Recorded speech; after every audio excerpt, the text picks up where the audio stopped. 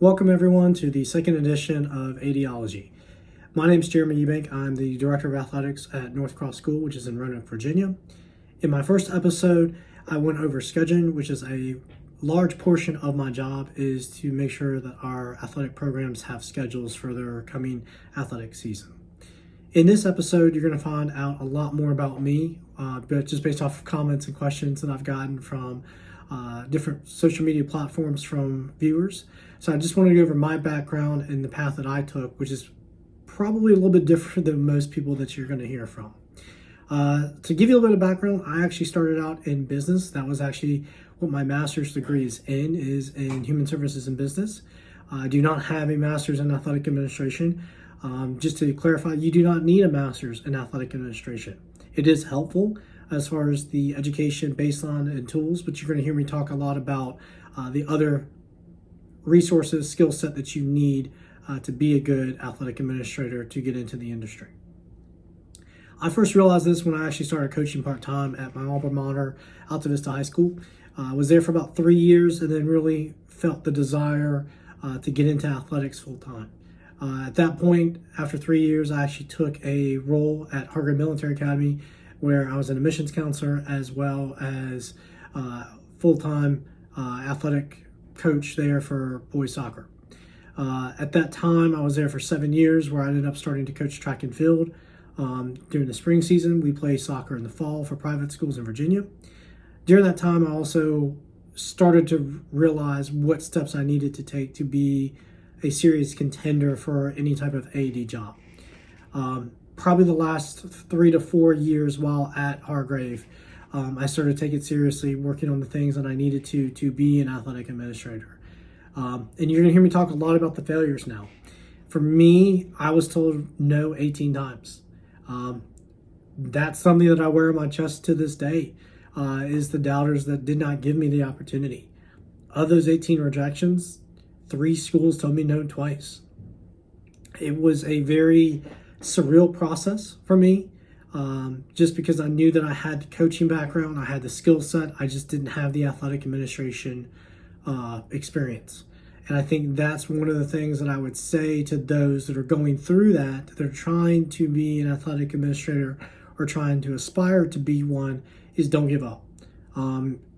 If you feel like you've got the skill set, you feel like that you have the coaching experience and things of that nature, keep pursuing your dreams. I think that's very key in this.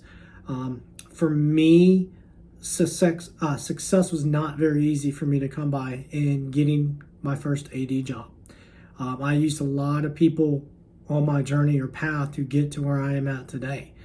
It wasn't until I got my first AD job at Chatham Hall 3 years ago where I started to realize, okay, it paid off. The path, the road that I took to get to my first AD job, and I haven't looked back since.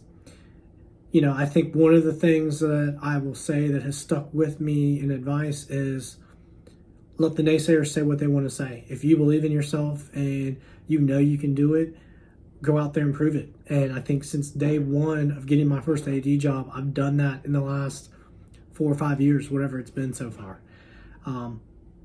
I think that for me, I've taken advantage of every opportunity that I've had as a coach, volunteering for different sports, so that I knew as an athletic administrator a little bit about each sport that I could be able to educate my coaches that I would then be in charge of one day.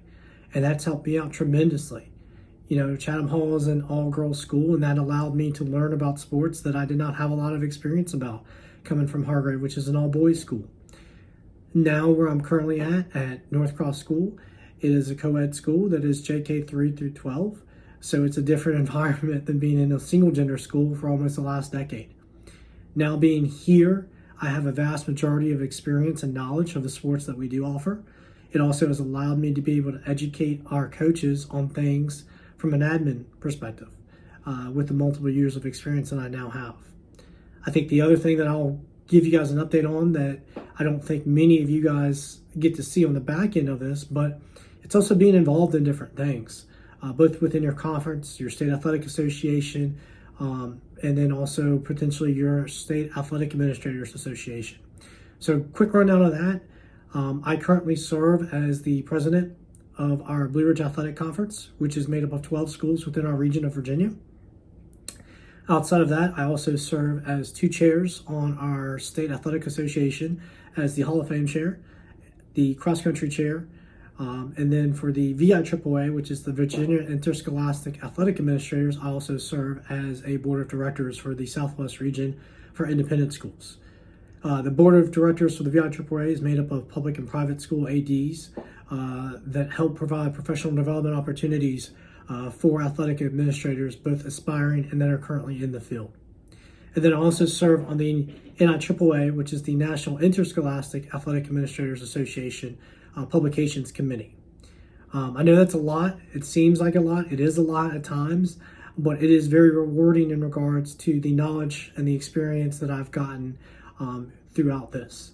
I think at the end of the day, the one thing that I would remind anybody that is trying to get into athletic administration, that it is for the kids. It is for wanting to be around them, seeing them successful, and wanting them to have something better than what you had in your experience. And I think my experience in high school has molded me.